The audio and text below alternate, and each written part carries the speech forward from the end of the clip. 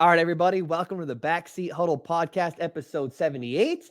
It is 1 week away from the trade deadline, so I've got 7 trades for you guys today. Here are some realistic trades I would like to see before the trading deadline, depending on your definition of realistic. I'm going to start with the Miami Dolphins. The Dolphins should trade for Rams quarterback Matthew Stafford.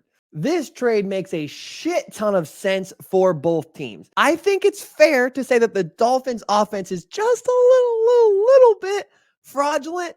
And I think that Tua's inability to operate when the play breaks down is a major part of that. Meanwhile, Matthew Stafford is an absolute fucking warrior and is still very good outside of structure. He gives you all of the things that Tua is good at and adds even more to it. He's already a Super Bowl winning quarterback. He is still elite, and he is better than Tua is. And I think this trade would instantly make the Dolphins AFC favorites. We've seen what Matthew Stafford is capable of when he has these types of weapons around him, this type of run game to support him. We've literally seen this show happen just a few seasons ago.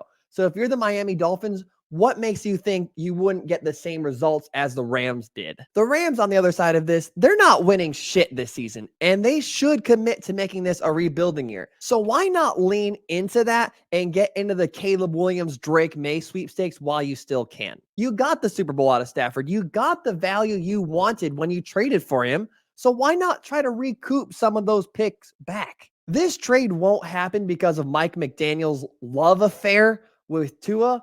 But if he didn't have that, this trade would be super fun. Dallas Cowboys. The Dallas Cowboys should trade for Titans head coach Mike Vrabel. So this works for the Cowboys on 2 levels. First, Mike McCarthy isn't a good coach. Let's give it up.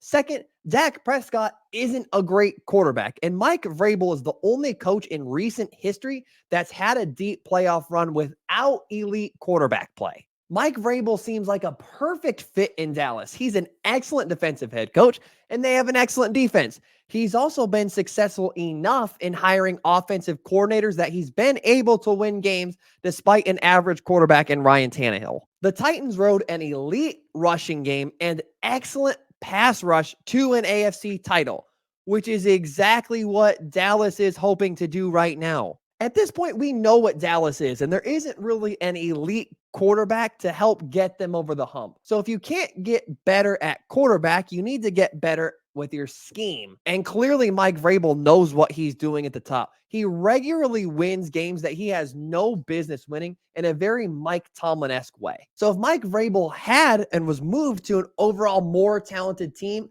I could see him having similar success as he had in that deep playoff run in Tennessee. Philadelphia Eagles. The Eagles should trade for Broncos wide receiver Jerry Jeudy. Jerry Jeudy would be an excellent fit with the Eagles. Jeudy hasn't really had the start to his career that many hoped for. I think a lot of us, including myself, hoped that this season would kind of be his coming out party and he would elevate to the tier of a true wide receiver 1. Unfortunately, it really hasn't panned out that way. He's only got 286 yards and 0 touchdowns through 7 games this season and is being outshined by Tim Patrick. So it doesn't look like he's going to be a wide receiver 1, but with Philadelphia as a wide receiver 3, now we're in business. The only 2 healthy wideouts that the Eagles have after Devontae Smith and A.J. Brown are Olamide Zaccheaus, who has shown flashes, but is definitely not in the same pedigree as Jerry Jeudy, and Britton Covey, who's known for being the grandson of the author of this book. And no, I didn't put that there just for this video. I have it up there. When you're as good of a team as the Eagles are, making a move like adding Jerry Jeudy could easily push you over the top and get you that Super Bowl title you've been looking for. San Francisco 49ers. 49ers trade for Raiders owner Tom Brady. I'm just fucking around. 49ers trade for Patriots guard Michael Onwenu. I could have gone with Kirk Cousins here because we know that they've flirted with bringing him in. However, the question you have to ask is Kirk Cousins so much better than Brock Purdy that he moves you into a Super Bowl winning team? And I don't know how I feel about that. I don't necessarily think so. Now, I could ask the same question about Michael Onwenu. However, he's not nearly as expensive. The 49ers offensive line is good on paper because of Trent Williams, but in reality, they're really not that great. Brock Purdy's ability to operate the offense and distribute extremely quickly has covered up the fact that they don't pass block extremely well. Michael Onwenu finished last season as PFF's 4th ranked right guard, while Spencer Burford, the 49ers right guard, was ranked as PFF's 32nd right guard last season. That's a huge upgrade for them on the interior, where they're desperately hoping for some help. Detroit Lions. Lions should trade for Chargers pass rusher Khalil Mack. If the Ravens game showed us anything, it's that the Lions need a lot of help in a lot of places. They got blown out, and I doubt it will happen again, but the Lions could use another pass rusher alongside Aiden Hutchinson, and Khalil Mack would likely come at a bargain compared to some other pieces you could target there due to his age. He's having a bit of a late career resurgence where he has 7 sacks on the season. Despite 6 of those coming in one game, I understand. He's having some success currently working on the opposite side of a premier pass rusher.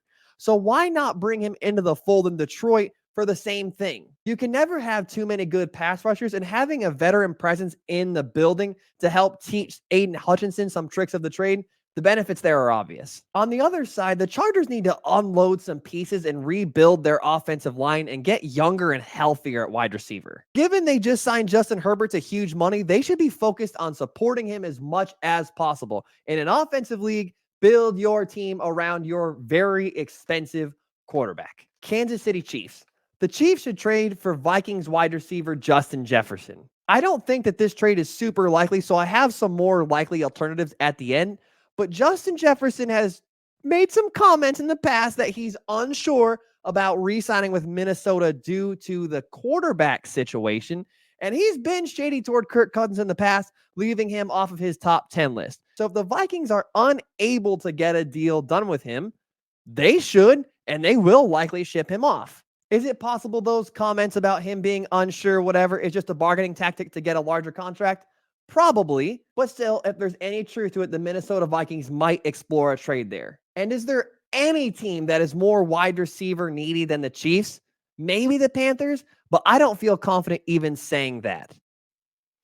I really don't think this trade would happen, so here's some probable alternatives. I think Chris Olave would also be an excellent candidate for the Kansas City Chiefs as a trade target. We've seen how unhappy he is in New Orleans. Things are looking ugly down there. I also think that Hollywood Brown for the Cardinals could be a potential trade target for the Chiefs.